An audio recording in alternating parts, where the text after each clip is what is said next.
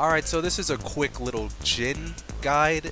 It's not meant to be comprehensive or anything, it's just a foundation so that you can either go online and start getting experience with this character, or going into the lab yourself and adding on to this with your own experimentation. But the things I'll be giving you is enough that when added with fundamentals, you'll be able to use this character just fine. So first I'll be starting with his punishes, then I'll move on to combos that you'll be getting off of certain launchers, and then I'll talk about some of the options you'll be using in neutral, how you play neutral with this character. So to start, we have his punishes. For his 10 frame, you have 2-4, which is really strong, gives you a knockdown, does 29 damage, which is a lot of damage for a 10 frame punish, as you know. If you're wrong about it though, the second hit can be ducked and launched. Be careful about that, but this is your 10 frame punish. When it comes to 12 or 13 frame, you have 1+2, gives a knockdown, gives 1 more damage than 2-4. You can just use 2-4 for 13 frames for the most part, unless range or the fact that they're ducking at the end of their animation is an issue. For 14 frames, you have forward 1+2. It's a wall bound move. High does pretty decent damage. Of course, has really good range, which is kind of necessary for 14 frame punishes. You can also punish 14 frame moves with his electric. Really hard to do, takes a lot of practice. I wouldn't recommend it if you're just starting out with this character, just playing, having fun right off the bat. Takes a lot of practice, but it is something that you can work towards eventually. 15 frame, you have hop kick, you have can-cans. Can-cans does more damage, obviously, but it's launch punishable and really easy to react and see and punish. So if you use hop kick, you'll be a lot safer if your reactions are just a little too slow. So that's really your decision. Again, you can use electric, punish this move. It's a little, you have 1 more frame of leeway compared to -14 punishes, but again, still pretty difficult. The damage reward isn't really there compared to can-cans, so keep that in mind. In terms of wall standing punishes, his 11 frame is just wall standing 4, standard. His 13 frame is wall standing 1-2, plus with the crouch, pretty good damage. It's safe on block, so if you mess up, you're chilling. You can also go into stance after that. I don't know why you do that besides the style. It's not that useful, but it is an option. And then for 14 frames and up, we have wall standing 2. It's really good for him. You can punish 14 frame lows, -14 frame lows with a launcher. Not every character can do that, so it's really good for him. If we're gonna talk whiff punishes, you want to whiff punish with hop kick or electric. I mean, it's obvious that one is easier than the other. Electric will give you better damage than hop kick, but hop kick is just up forward 4. So also electric has better range and looks cooler, but you're gonna have to practice it. So you know, hop kick is just the easy option for when you're starting out, and then you can work on your electrics. 2 things I want to add about whiff punishing: you can use back to 15 frames and safe, way easier than trying to do an electric. And other issue about electric is that it is a high. Alright, so let's get into combos. I'm just going to do some combos based off of launchers that you might be hitting during matches. I'll group them up so that groups of launchers that you can do a certain combo for. They'll all be together. So this first combo is off of the launchers: hop kick, can, non-electric upper thrust, forward 3, counter hit down forward 2, and low parry. I'll try to keep my inputs as clean as possible so that you can read them and see how to do the combo.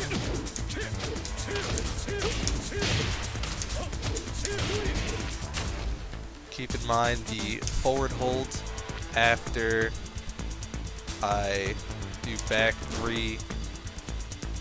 That's cancel into stance. So keep that in mind.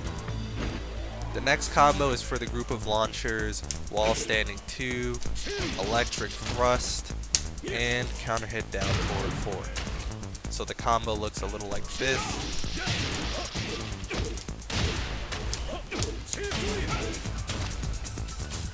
This is another Zen cancel after back forward 2, 3. You hold 4 to Zen cancel for every move. That's always the case. If you don't want to do an electric, you can just do the previous combo. It does less damage, but it works. And specifically for wall standing 2, do a fat hop kick. Also works. It does about the same damage. For all of the combos that I just showed, after the screw, there's a split in the route. You can either do this for damage, or you can do this Zen 1-3 for wall carry. Try to get them high on the wall. Or back to 1, similar deal, wall carry. Alright, now, so off of electric, wall standing 3 counter hit, Zen 3 counter hit. This is the combo.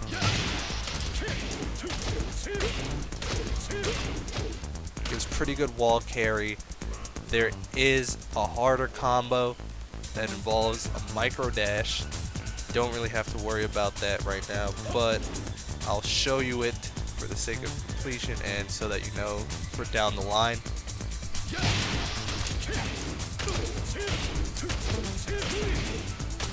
The 2 wave dashes wasn't necessary. You can just dash. And then we have the Hell Sweep combo. Might be using this a lot or not, depends on how you play. This is max damage, but it only works on characters that don't have tiny legs, such as Gigas and Jack. For them, you're gonna want to do a combo more like this. It's less damage, but such is life against those weird hurt box characters. Counter hit 4 is a bit of a special case. Starter's different, the rest of the combos are about the same.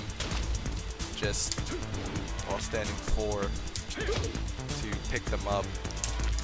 Also works for down forward 1-4-4. Same deal. Counter hit forward 4, assuming you go into stance. You can do a combo like that, or you can do a combo like this. Either one works. This one has a lot less damage, but you'll be able to convert a wall splat into a combo much easier this way.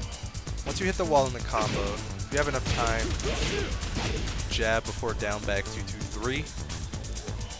The jab will automatically time it so that 2-2-3 gets as much damage as possible because of the 2 low hits. That's basically his wall combo for everything. When you've got them at the wall, back 4 is a good wall splatting tool. It's mid, safe. It's about as much as you can ask for.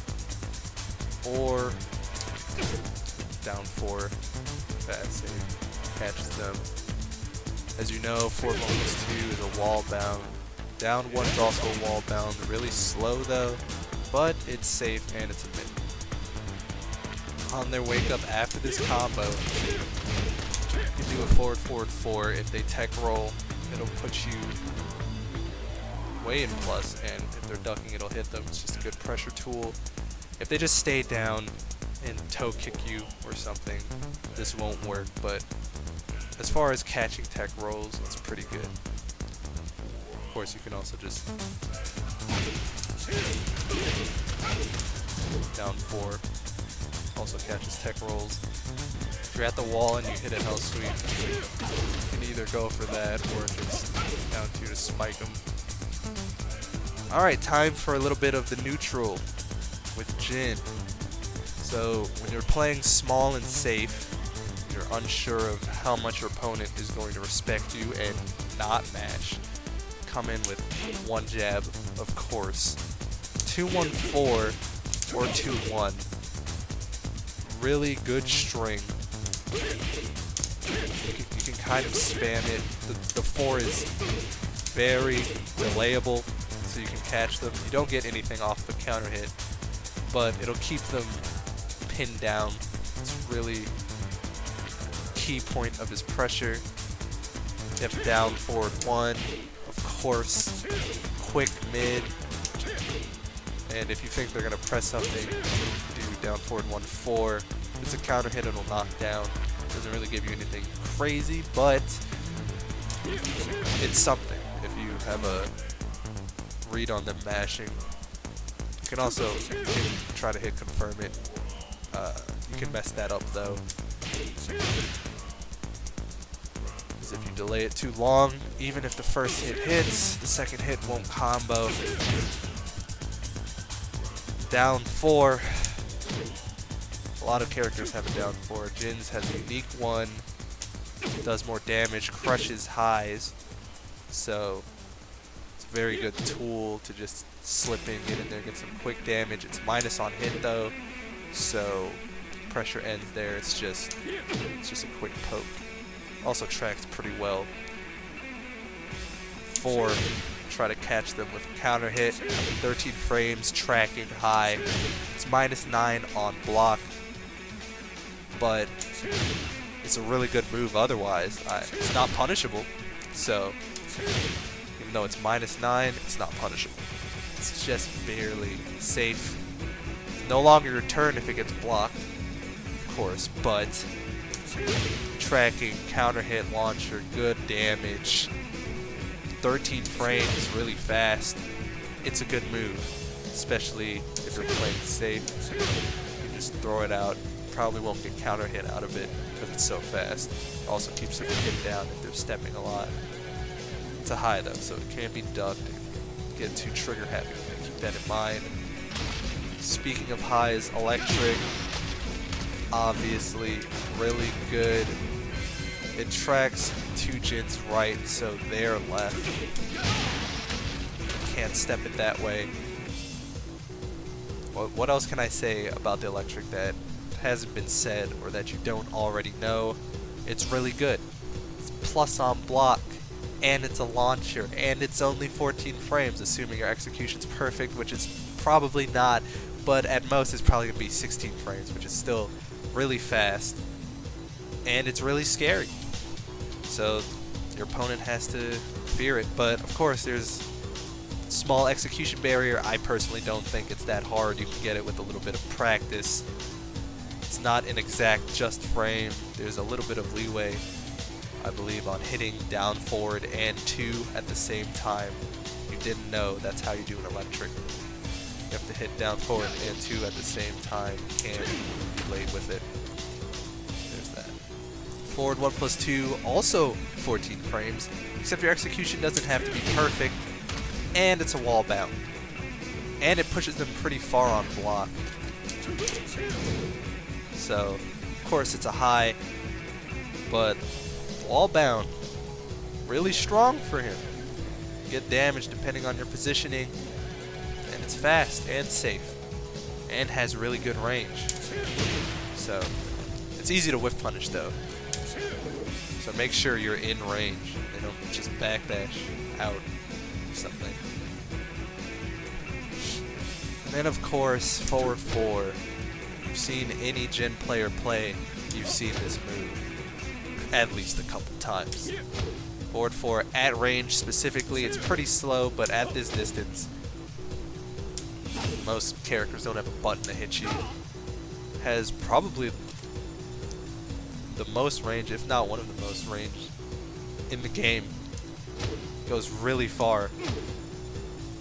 They changed it this season so that you can't really combo off of counter hit without going into stance by holding forward.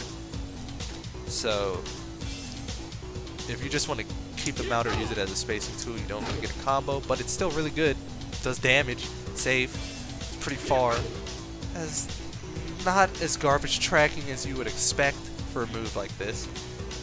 And if you go into stance, if they get hit, you get a free Zen mix-up. If you go into stance and they block it, you're still pretty safe as long as you cancel it with down forward into back.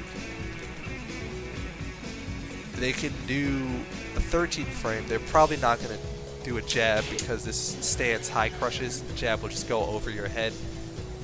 They do down forward 1, for example. If they have a 13 frame one, you'll have to block that. But if they try to do something slower, 1+2 will catch them.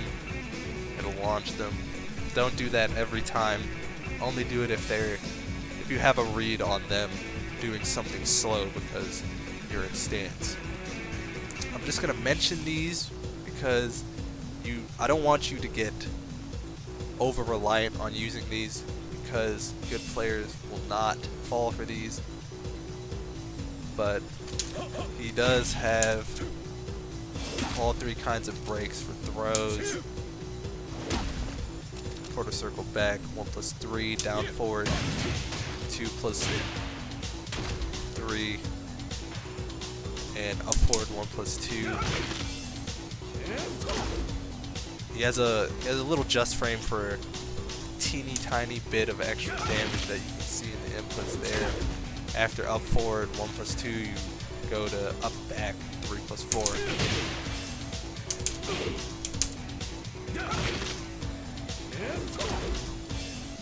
And he also has his 1-2 string mix up.